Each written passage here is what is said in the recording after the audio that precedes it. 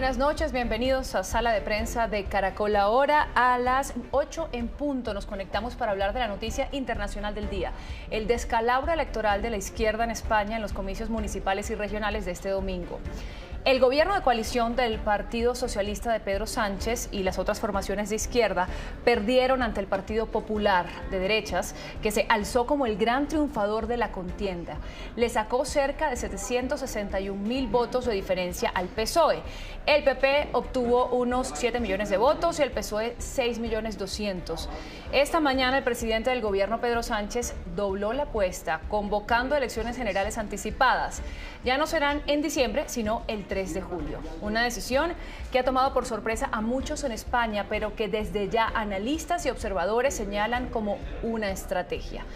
Para hablar de este tema saludamos a Manuel Camilo González, docente de la Universidad Javeriana, y a Marcos Criado de Diego, también docente, pero de la Universidad Externado de Colombia, dos representantes de la academia que nos ayudarán a entender mejor. Bienvenidos.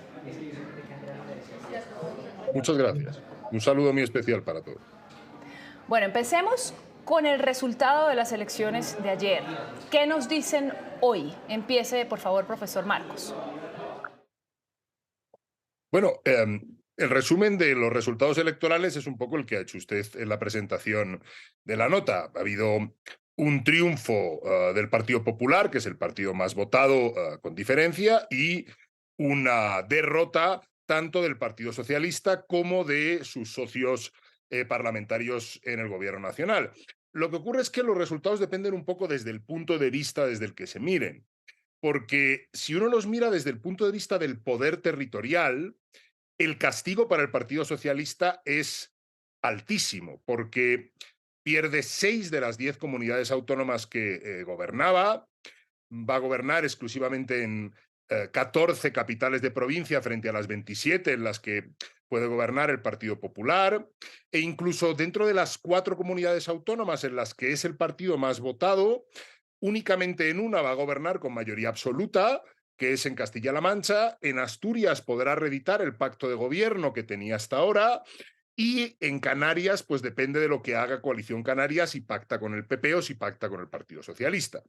Pero si miramos las cosas desde el punto de vista de los votos, de los resultados, el descalabro no ha sido tan grande. El Partido Popular está 3 puntos por encima del Partido Socialista, hay una diferencia de 760.000 votos, como bien usted ha dicho, pero son diferencias que no suponen una derrota segura en unas elecciones generales. Piense usted que en las elecciones municipales y autonómicas anteriores, las del año 2019, el Partido Popular perdió 1.600.000 votos respecto a las anteriores, que en número de votos fue un descalabro enorme. En estas elecciones, buena parte de esos votos que había perdido y que habían ido a Ciudadanos, pues han sido recuperados con creces por el Partido Popular.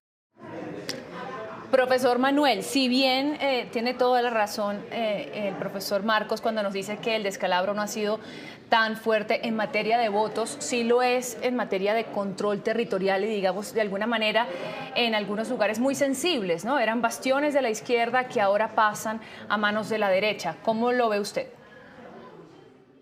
Sí, así es. Estoy de acuerdo con el profesor Marcos en el sentido de decir que en términos del poder territorial, el PSOE ha perdido algunos bastiones muy importantes.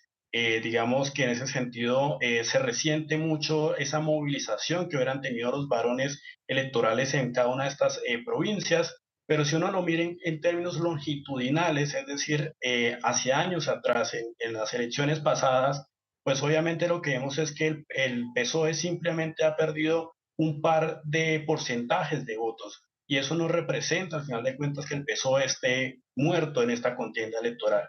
Sí, efectivamente, la noticia pasa porque el PP, el Partido Popular, sí efectivamente ha logrado tener una, digamos, un mayor número de votos y ha aumentado considerablemente desde 2019 hasta el día de ayer de las elecciones su caudal electoral. Por lo tanto, lo que podemos ver es que efectivamente vemos que el PSOE ha perdido en términos territoriales una serie de bastiones históricos en términos electorales. Vemos a un PP que efectivamente se refuerza en sus tradicionales bastiones, pero también aumenta su presencia en otros. pero también hay que tener en cuenta que esto de cara un poco a las elecciones generales que se han convocado el día de hoy, pues lo que representa es que efectivamente el PSOE todavía está vivo en la contienda electoral en términos de los porcentajes de votos a nivel nacional. Profesor Marcos, estas elecciones se pueden ver como una primera vuelta de las elecciones generales. ¿Qué nos dice la historia electoral del país? Bueno, generalmente el voto en las elecciones autonómicas y municipales ha sido un voto diferente al que se produce en las elecciones generales. Por poner dos ejemplos que se puede entender bastante bien lo que quiero decir, por ejemplo, mientras que en las elecciones en la comunidad autónoma e incluso en el Ayuntamiento de Madrid, un partido a la izquierda del PSOE, como es Más Madrid, obtiene buenos resultados porque capta una parte del voto del PSOE, en las elecciones generales ese voto suele volver a ir, o hasta el momento ha ido, al Partido Socialista. Consecuentemente, no es posible extrapolar los datos o los resultados electorales de las elecciones municipales y autonómicas a las elecciones nacionales. De todas formas, en esta elección se da un hecho particularmente notorio y novedoso, y es que el Partido Popular, que era un partido que iba por delante en las encuestas, intentó forzar que las elecciones locales se convirtieran en una suerte de plebiscito sobre la política del gobierno nacional, sobre la política de Pedro Sánchez, y de este modo en una suerte de primarias de cara a unas elecciones. Esto era una estrategia normal en un partido de oposición que quiere desgastar al gobierno a través de una cita electoral que se le presenta como favorable. Pero lo realmente sorprendente fue que el gobierno no solamente aceptó el guante, sino que redobló la apuesta y utilizó la campaña electoral de las elecciones locales para hacer presentación de medidas del gobierno nacional, generalmente de políticas sociales, y de este modo hacer que el tirón de la política nacional también pudiera decantar las elecciones locales. Por tanto, el gobierno también contribuyó a que las elecciones municipales y autonómicas se convirtieran en una suerte de plebiscito sobre el gobierno nacional que ha salido pues bastante mal la jugada y que en parte explica el adelanto electoral que ha comunicado de manera inmediata el presidente del gobierno. Pero por otro lado, también hay que tener en cuenta que esto ya no es una contienda entre dos partidos. España ya no es desde hace mucho tiempo un sistema bipartidista. Esto no es una contienda entre dos partidos, sino que es una contienda entre dos bloques. El bloque del centro izquierda que tiene que pactar con los partidos que están a su izquierda y el bloque del centro derecha y de la derecha extrema que tienen que pactar para llegar a gobierno. Por ejemplo, de todas las comunidades autónomas en las que el partido más votado ha sido el Partido Popular o en las que incluso puede llegar a gobernar, solamente en dos lo va a hacer con mayoría absoluta, que es Madrid y La Rioja. En el resto tendrá que pactar con el partido de extrema derecha para poder ganar las mayorías necesarias como para formar gobiernos. Y esto también sucede en muchas capitales de provincia.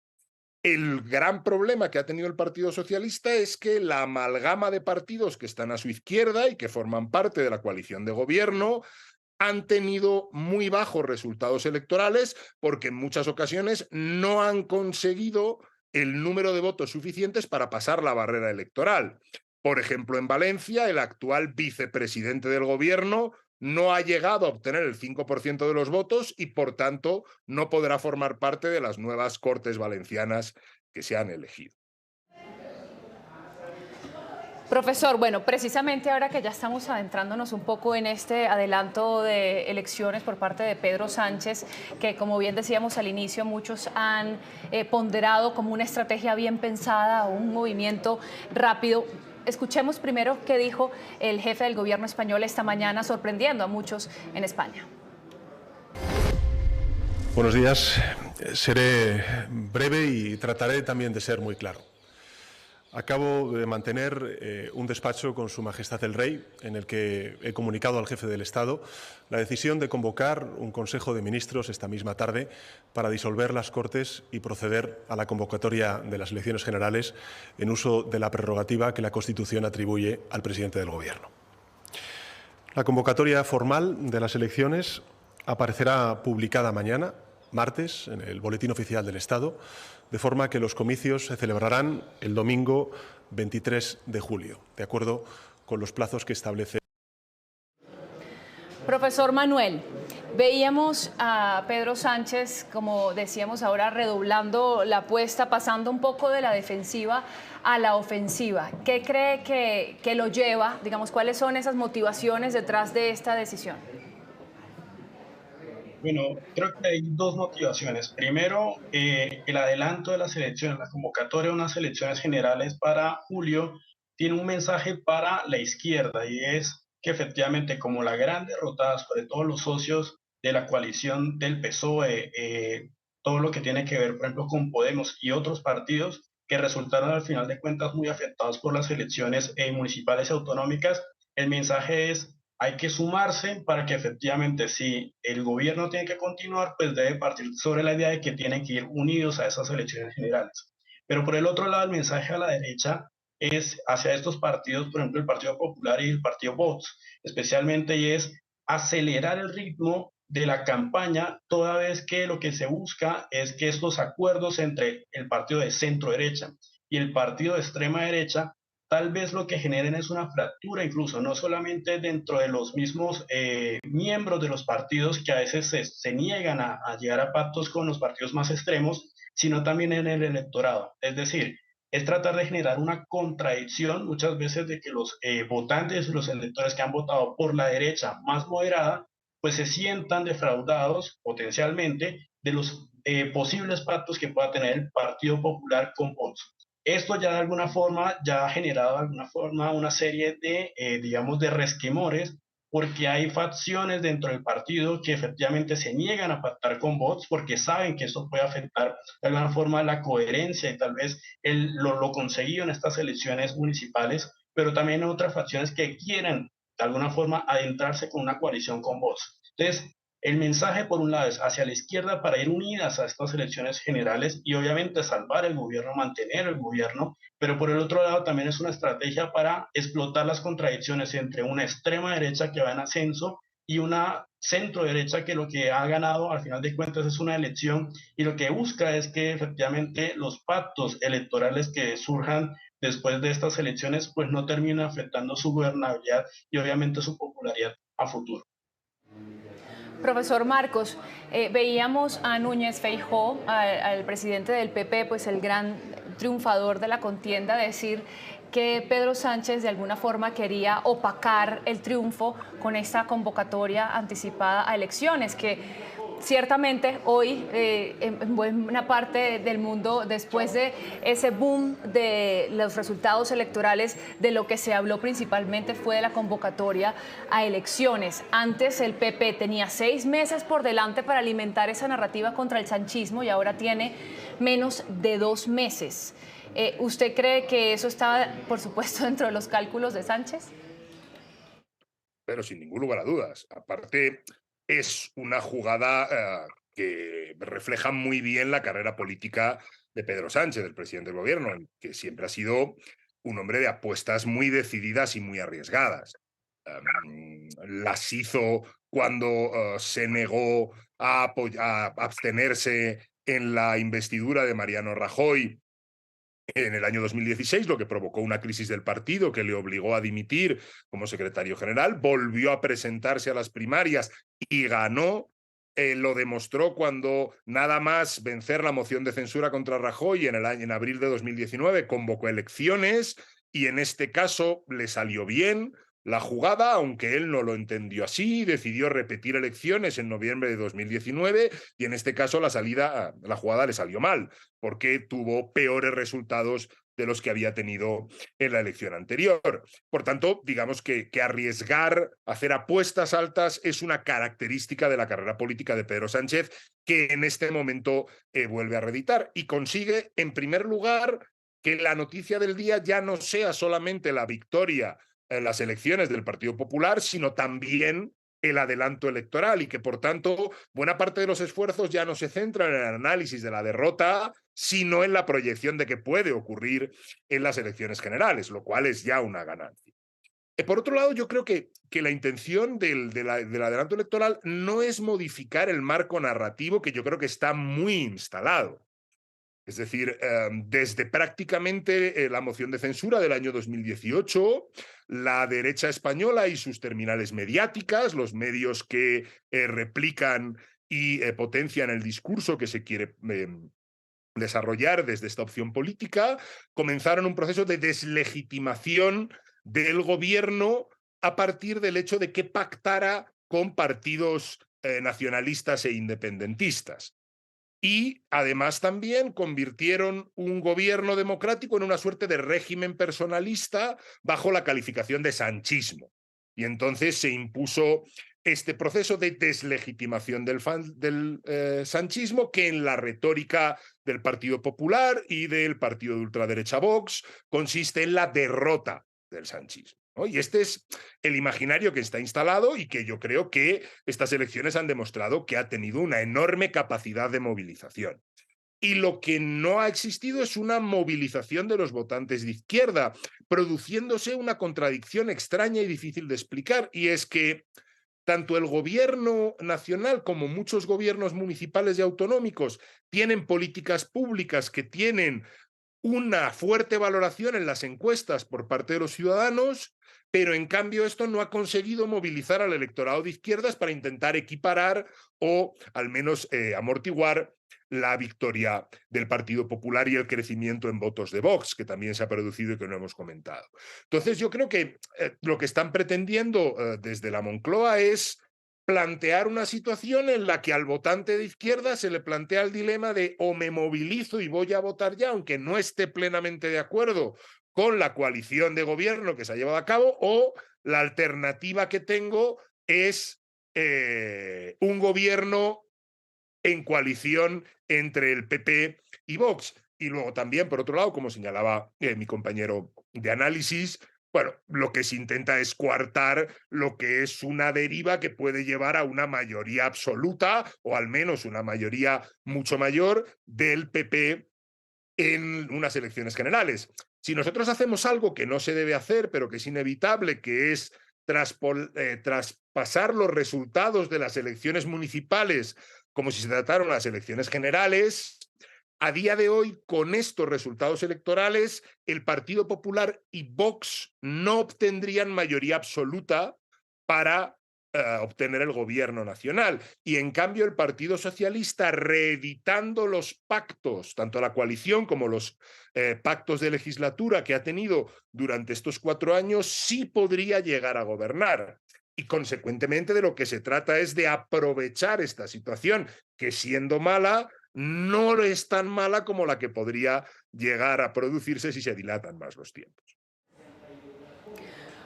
Profesor Manuel Camilo, como bien han dicho, en algunos lugares el Partido Popular se va a ver obligado a gobernar con Vox, como en Extremadura, por ejemplo, y Abascal, el líder de Vox, ya ha dicho de frente que quiere relevancia, que quiere poder, no más estar, digamos, en la trastienda.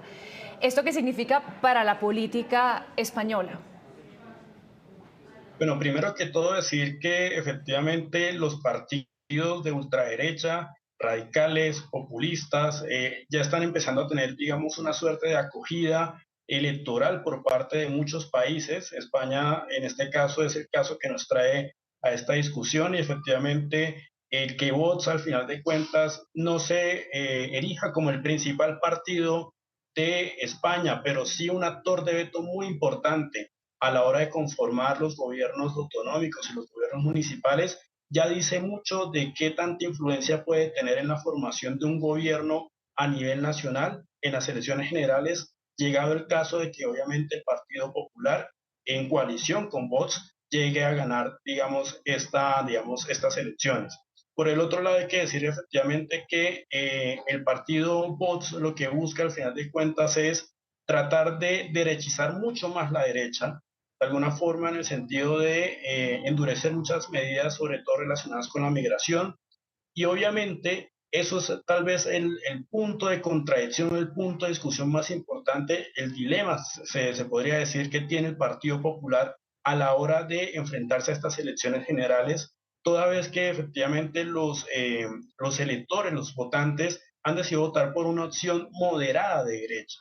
Entonces, cuando hablamos un poco de los potenciales pactos que puede tener con Vox, el Partido Popular se encuentra entre ese dilema de si efectivamente es mejor obtener mayores, apoyos a nivel de la gobernabilidad, pactando con un partido de extrema derecha, o efectivamente me mantengo con un electorado que logré ganar en las elecciones autonómicas y municipales, pero efectivamente dejando de lado y relegando a una porción muy significativa de votantes y obviamente a este partido de extrema derecha que está tomando mucha fuerza en el país.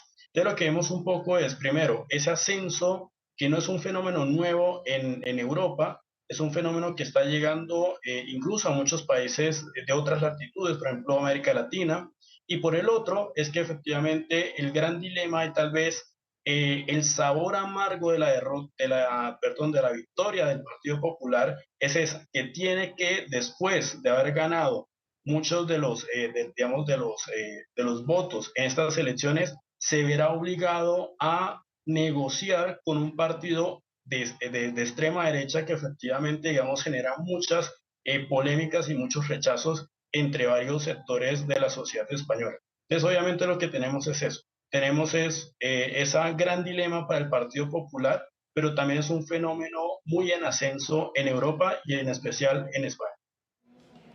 De eso vamos a profundizar un poco más adelante, pero quería escuchar también al profesor Marcos sobre este tema. Para el PP, esa negociación con Vox, ¿qué puede significar de cara a unas elecciones generales que ya están a la vuelta de la esquina?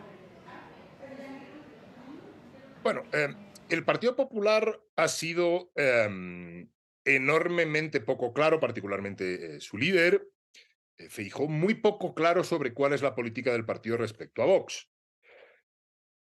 Las conclusiones que se pueden sacar de estas elecciones municipales y autonómicas es que Vox se convierte en un actor institucional necesario para la gobernabilidad del Partido Popular. Y consecuentemente, bueno, ya además de que se convierte en un actor necesario para la gobernabilidad del Partido Popular, aquellos lugares en donde el Partido Popular más se ha aproximado al discurso de Vox, la Comunidad Autónoma de Madrid, con Isabel Díaz Ayuso, se ha visto, aunque ha perdido un cierto nivel de voto, ha obtenido una mayoría absoluta enormemente contundente, fundamentalmente por la pérdida de voto que han sufrido los partidos a la izquierda del PSOE. Y desde este punto de vista no es fácil la decisión que tiene el Partido Popular, porque a día de hoy y con la fecha que ha puesto de elecciones el presidente del gobierno, lo más probable es que el Partido Popular no obtenga la mayoría absoluta, si es que gana las elecciones, y necesariamente tenga que pactar con Vox.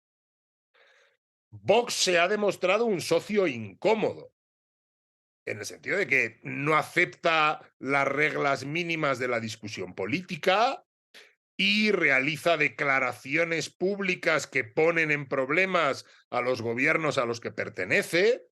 Por otro lado, su capacidad de gestión se ha demostrado ser poco menos que nula. Por ejemplo, en Castilla y León, donde tiene la vicepresidencia, la gestión por parte del vicepresidente de Vox es desastrosa.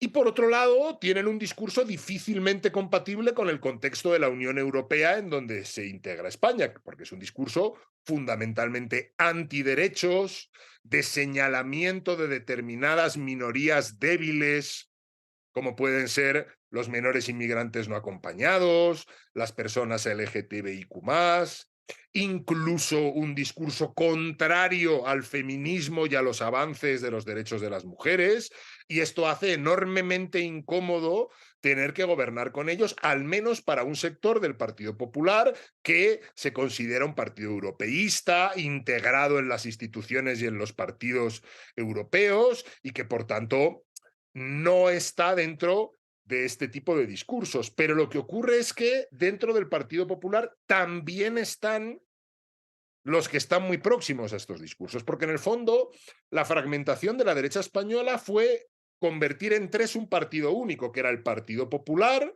que se convirtió en Partido Popular, Ciudadanos desde una perspectiva más liberal y Vox desde su lado más extremo a la derecha del tablero político. Consecuentemente, el Partido Popular, salvo en Cataluña en estas elecciones, ha recuperado el 1,5 millones de votos más o menos que se le fue a Ciudadanos, salvo los votos de Ciudadanos en Cataluña que han ido principalmente para el Partido Socialista. La pregunta es, ¿una relación fluida con Vox qué va a provocar sobre ese 1,5 millones de votos más liberales que volvieron al partido y que ahora podrían volver a salir de estampida? Esta es la pregunta que el Partido Popular todavía no sabe responder. Profesor Manuel Camilo González, bueno, hablemos un poco, ya estamos entrando en la recta final del programa, de los ecos que esta elección ha tenido sobre Colombia. Veíamos hoy a María Fernanda Cabal, a la senadora, felicitando a Vox, por supuesto, del ala de la derecha colombiana. Luego veíamos al presidente Petro comparando este triunfo o esta ganada de terreno de Vox con la Alemania nazi. También veíamos a María José Pizarro, a la representante, diciendo, ojo, izquierda, miren lo que está pasando. Y muchas voces se han alzado volviendo a recordar lo que pasó en Chile, esta pérdida del terreno de la izquierda también en Chile.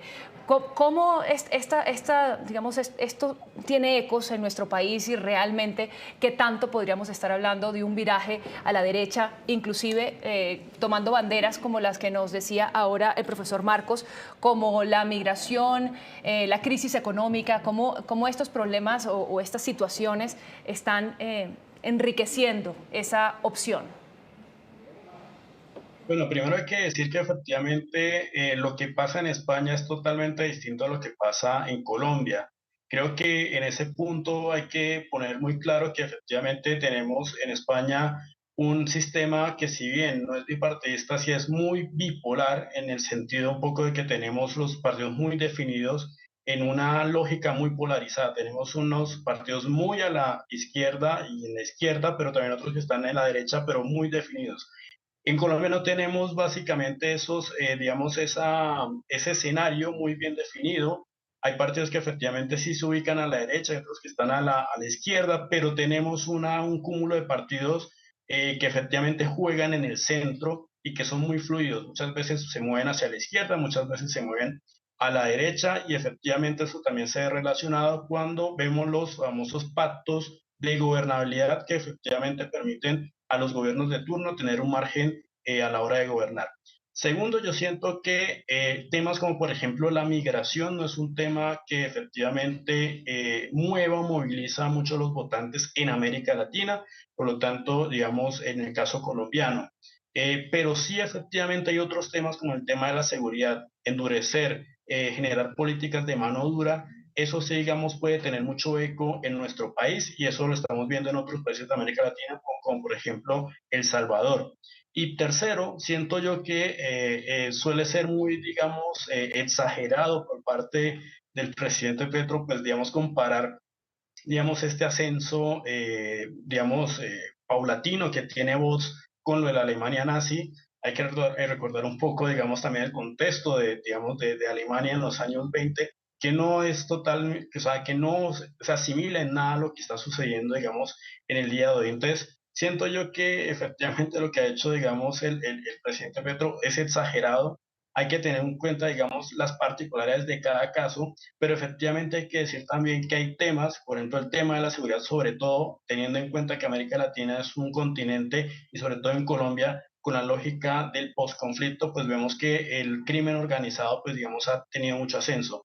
Ahí realmente, digamos, esa dimensión internacional, ese contagio de las victorias electorales de partidos afines, sí puede, digamos, estar afectando un poco, digamos, las plataformas políticas que los partidos políticos de alguna forma tienen o buscan ofertar a la hora de llegar a las elecciones. Profesor Manuel Camilo González, docente de la Universidad Javeriana, y a Marcos Criado de Diego, también docente de la Universidad Externado de Colombia. A los dos, muchísimas gracias por acompañarnos en Sala de Prensa Blue y darnos luces sobre este tema de actualidad del día de hoy. Gracias. Muchas gracias a ustedes y un saludo muy especial para la audiencia. Muchas gracias a ti, Andreina. Un saludo para ti, para la audiencia y para Marcos. Y así terminamos Sala de Prensa. Esperamos que continúen conectados con nosotros en Caracol Ahora y también nos encontramos en Última Edición con las noticias más importantes del día. Hasta luego.